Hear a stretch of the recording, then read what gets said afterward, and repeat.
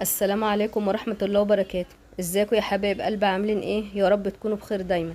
اهلا بيكم ومنوريني دايما في قناتي مع اسماء فوضى.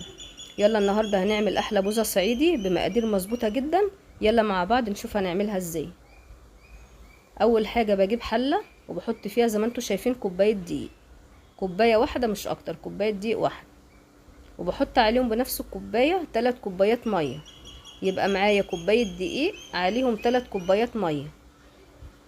ده المقادير دي مظبوطه جدا جدا، وما زودش اي ميه بعدها.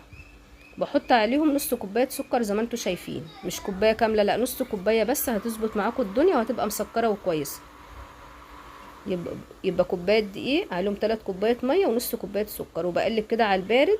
بعد ما بقلبها على البارد برفعها على نار هاديه واستمر فيها تقليب لحد ما بتبدا تتقل معايا شويه.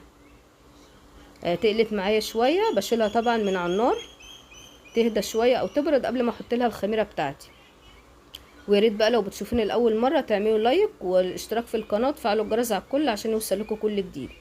جبت نص كوبايه ميه دافيه عليهم معلقه سكر صغيره عليهم كيس الخميره. طبعا انا بحط كيس الخميره كله لان انا بحب طعم الخميره زياده شويه في البوظه، وطبعا الخميره لها فوائد كتيره قوي للاطفال وللكبار برضه، فعشان كده انا بحبها زياده شويه. بضربها بعد كده في الخلاط، بضربها كويس جدا في الخلاط، ونديها برضو الوقت المناسب بتاعها في الضرب في الخلاط علشان تبقى الفوم بتاعي يبقى عالي للناس اللي هي بتحب فومها عالي زي ما انتوا شايفينها كده.